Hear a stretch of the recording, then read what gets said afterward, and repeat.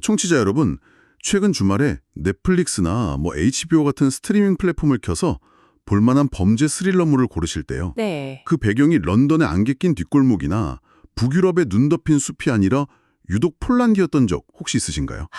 꽤 많으실 겁니다. 어쩌면 여러분도 모르는 사이에 이미 그 폴란드 스릴러 특유의 매력? 그러니까 그 잿빛의 끈적하고 묵직한 서사에 푹 빠져 있을지도 모르거든요. 맞아요. 그래서 오늘 저희가 이 심층 탐구를 위해서 아주 다채롭고 흥미로운 자료들을 책상 위에 산더미처럼 쌓아두었습니다. 네, 오늘 자료가 좀 방대하죠. 네, 아담 마주르키에비의 1989년 이후 폴란드 범죄 문학에 대한 학술 논문을 뼈대로 삼았고요.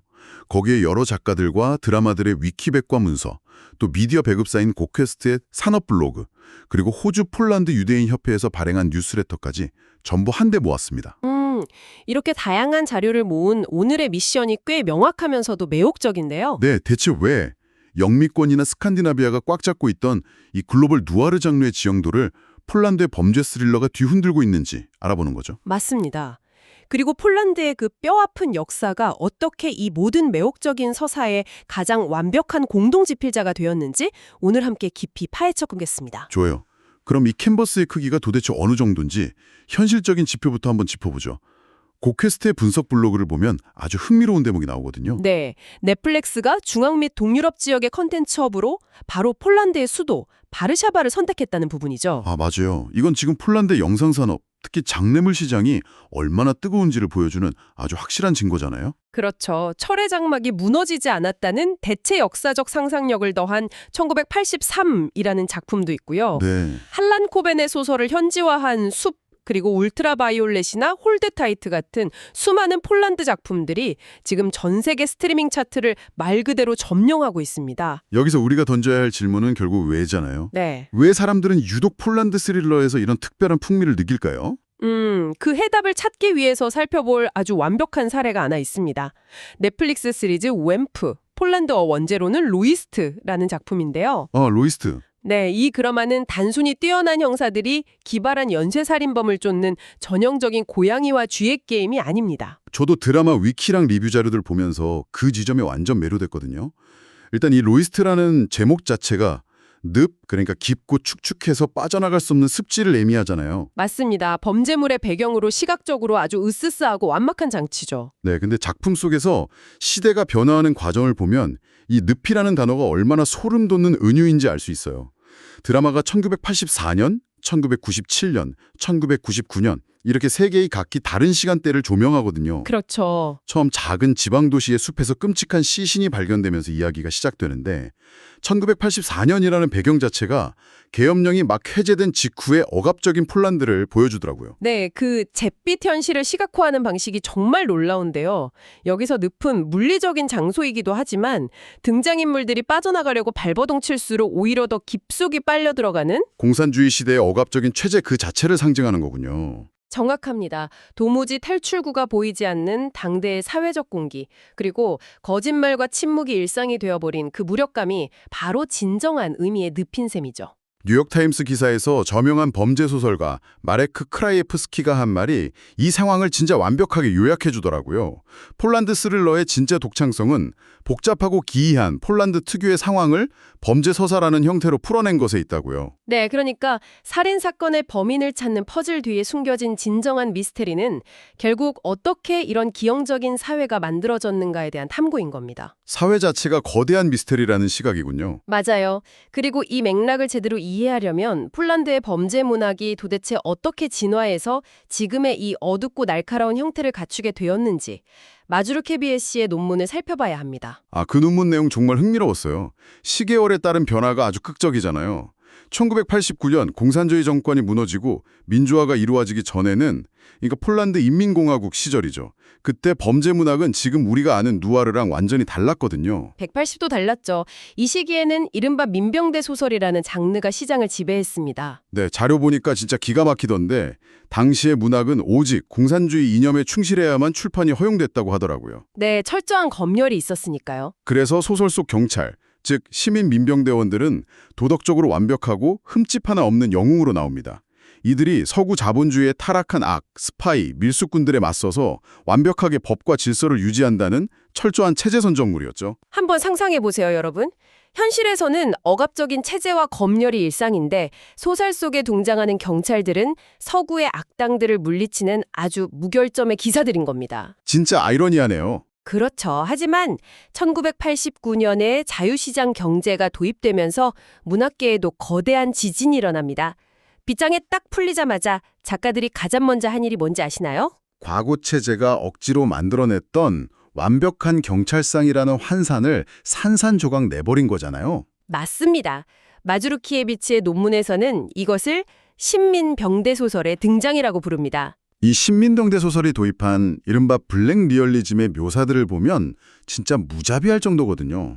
완벽했던 영웅들은 온데간데 없고 그 자리에 권력을 남용하는 경찰, 불법 카지노 뒤를 봐주고 매춘 조직과 결탁하는 부패한 수사관들이 등장하죠. 거기에 알코올 중독에 찌든 인간적인 결함까지 가감없이 보여주고요. 네, 이전 시대에는 국가 검열 때문에 입 밖에 내는 것조차 금기시되었던 사회의 진짜 민낯을 소설이라는 필터를 통해 여과 없이 쏟아낸 거예요. 이 지점이 굉장히 중요합니다.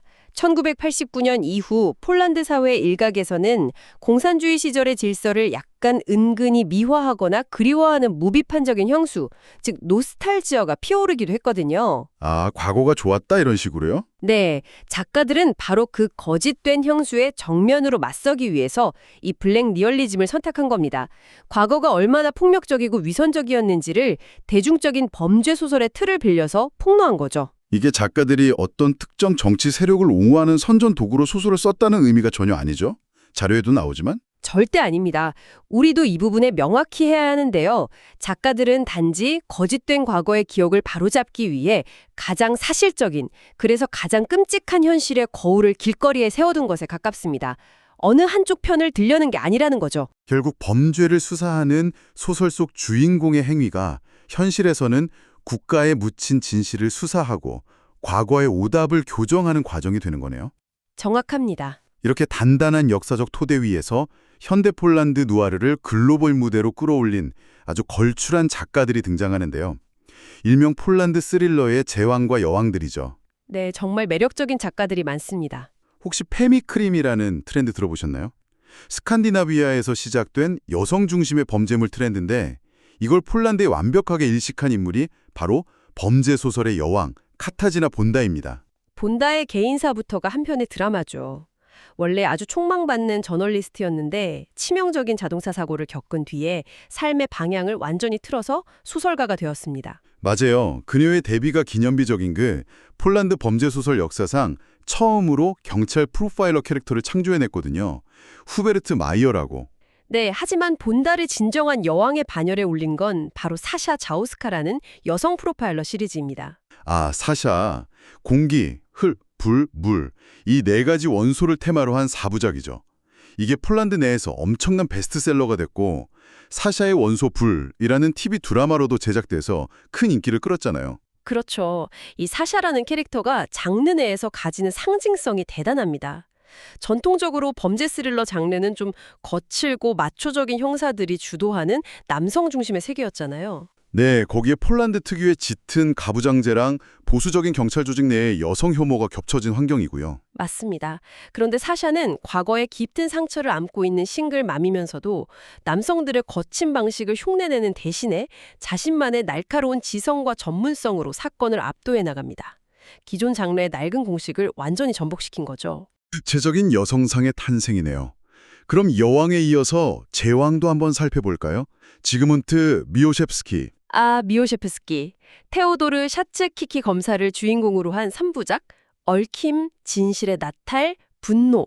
이 작품들로 폴란드 범죄 문학을 세계적 수준으로 격상시킨 작가입니다. 위키백과 자료 보니까 그 명망 있는 파스포르트 폴리티키 상도 받았더라고요. 미오셰프스키의 진가는 이 범죄 서사를 다루는 묵직한 방식에 있는 것 같아요. 네, 그의 작품들을 관통하는 주제들을 보면 거의 사회학 논문에 가까울 정도로 깊고 민감하거든요. 맞아요.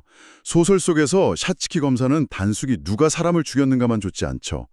그 과정에서 가정폭력의 지독한 잔혹성이나 역사적으로 얽힌 폴란드와 독일 간의 긴장감, 심지어 폴란드 사회 내부에서 좀 회피하고 싶어하는 뼈아픈 반유대주의 문제까지 서슴없이 수면 위로 끌어올립니다. 이 대목에서도 오해가 없어야 하는데요. 미오셰프스키가 이런 민감한 갈등을 끌어오는 건 어떤 특정한 정치적 입장을 강요하거나 한쪽을 비판하기 위함이 결코 아닙니다. 그냥 거울처럼 보여주는 거군요. 네, 묵직한 주제들을 현대 사회를 비추는 아주 투명하고 차가운 거울로 사용할 뿐이죠. 역사적 마찰음과 사회 내부에 고마워 있는 상처들이 어떻게 현대의 범죄라는 왜곡된 형태로 터져 나오는지를 묘사하는 겁니다. 작가는 그저 질문을 던질 뿐이고 판단은 온전히 독자나 청취자 여러분의 몫으로 남겨둔다는 거네요. 이런 문학적 깊이 때문인지 순수 문학의 거장들마저 이 범죄 스릴러 장르의 틀을 빌려오기도 하잖아요. 노벨 문학상 수상자인 올가 토카르추크가 대표적이죠.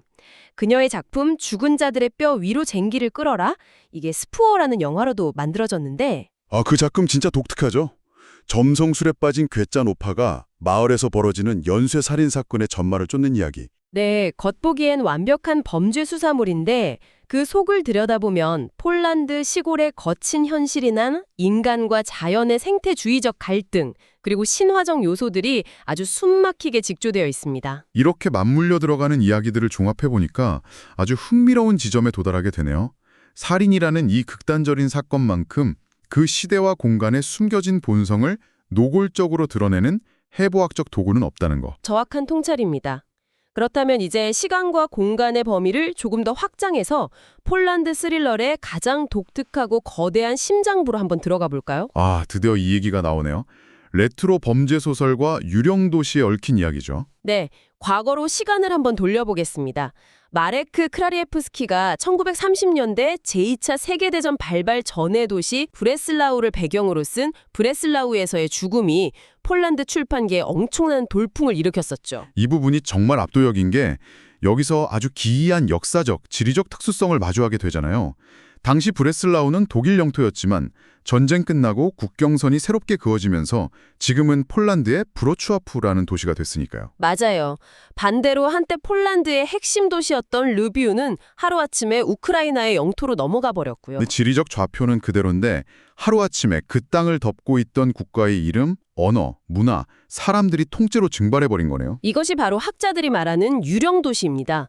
현대의 작가들이 굳이 이 이름만 남고 실체는 사라진 유령 도시를 소설의 무대로 삼는 건 단순한 셜록 홈즈식 시대극을 쓰기 위해서가 아니거든요. 그럼 뭔가요? 여기서 문학학자 마리안네 허씨가 명명한 탈기억이라는 개념을 이해할 필요가 있습니다. 탈기억, 포스트 메모리라고 하죠.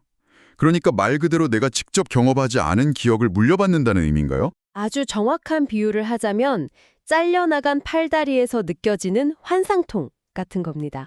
환상통. 네. 현재 폴란드의 작가들은 독일의 브레슬라우 시절을 직접 살아보지 못했습니다. 하지만 그들이 자신이 발딛고 있는 이 도시의 텅 빈 역사, 윗세대부터 유전된 집단적 트라우마와 상실감을 마치 자신의 기억처럼 물려받은 거죠. 그래서 그 잘려나간 역사의 환상통을 치유하고 묻혀버린 유령들의 목소리를 대변하기 위해서 범죄 스릴러라는 스피커를 선택한 거군요. 맞습니다. 그 유령들의 목소리가 어떤 형태인지 호주 폴란드 유대인협회 ASPJ의 뉴스레터에 수록된 회고록을 읽으면서 진짜 뼈저리게 느꼈어요. 텍스트가 주는 무게감이 남다르더라고요. 어떤 부분이었죠? 상상 속 기사놀이를 하던 그 순수한 순간이 묘사되거든요. 근데 훗날 어른이 돼서 찾아간 그 도시는 완전히 잿빛으로 변해 있었고 과거에 따뜻했던 흔적은 전쟁과 학살로 완벽하게 소거되어 있었죠. 그 상실감은 비스툴라 강변의 아름다운 마을 카지미에시 돌니의 역사를 들여다보면 훨씬 더 비극적으로 다가옵니다. 이 마을은 원래 인구의 절반 이상이 유대인일 정도로 생명력이 넘치는 공동체였어요. 하지만 2차 세계대전을 거치면서 독일군에 의해 완벽하게 지워졌죠. 네, 수만 명의 사람들이 강제 수용소로 끌려가 연기처럼 사라졌습니다. 자료 보면서 제가 가장 크게 충격받았던 게 바로 그 다음 묘사였어요. 사람만 사라진 게 아니잖아요. 그렇죠. 포개된 유대인 공동묘지의 묘비들이 산산조각 난 채로 지역 수도원 마당을 포장하는 바닥돌로 쓰였다는 거예요. 누군가의 이름과 기억이 새겨진 묘비가 매일 사람들 발에 짓밟히는 보도블록에 되어 방치돼 있었다는 게 정말 끔찍한 일이죠. 다행히 훗날 뜻 있는 사람들에 의해 그 부서진 묘비 조각들을 수습해 거대한 추모비로 재건하긴 했지만요. 평화로운 마을의 화려한 건축물 이면에 완벽하게 증발해버린 수많은 생명들의 잔혹한 빈자리가 서늘하게 공존하고 있는 거네요. 바로 그겁니다. 다시 한번 강조하지만 우리가 이 역사적 사실을 통해서 청취자 여러분에게 어떤 특정한 정치적 분노를 자극하라는 게 절대 아닙니다. 이 뉴스레터의 증언과 공간들이 지금 폴란드 작가들에게 무엇을 의미하느냐, 그게 핵심이죠. 네. 작가들은 학살, 강제 이주, 그리고 짓밟힌 부서진 묘비라는 이 과거를 추리소설의 형식을 빌려 마치 고고학자처럼 끈질기게 발굴해내고 있는 겁니다. 그러니까 폴란드 스릴러에서 형사가 땅을 파고 단서를 찾는 행위는 단순히 살인범 하나 잡기 위한 퍼즐 맞추기가 아니었네요. 절대 아니죠. 이름이 지워진 억울한 희생자들의 역사를 되짚어가고 종국에는 국가의 잃어버린 기억을 되살려내서 거대한 역사적 트라우마를 치유하려는 눈물겨운 사투였던 셈입니다. 그것이 바로 영미권의 정교한 두뇌 게임이나 스칸디나비아 누아르의 복지국가 비판과는 궤를 완전히 달리하는 폴란드 스릴러만의 독보적인 영혼입니다. 무거운 역사의 총량 자체가 작가들과 함께 펜을 쥐고 있는 완벽한 공동집필자라는 말이 이제 완벽하게 이해가 됩니다.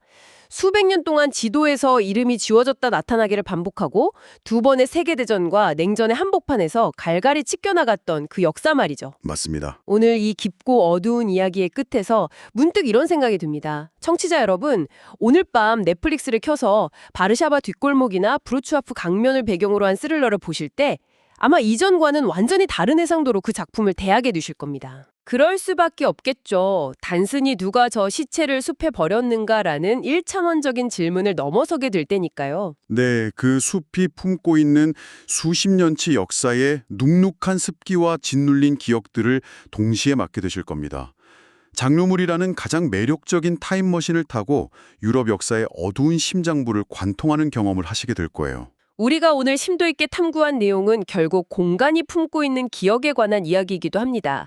브레슬라우가 하루아침에 브로츠와프가 되고 부서진 묘비들이 추모비로 다시 세워지듯 물리적인 땅은 가만히 있지만 그 위에 새겨진 이름과 사연들은 끊임없이 지워지고 덧칠해져 왔으니까요. 역사가 가장 거대한 스포일러이고 시대가 곧 진범이다.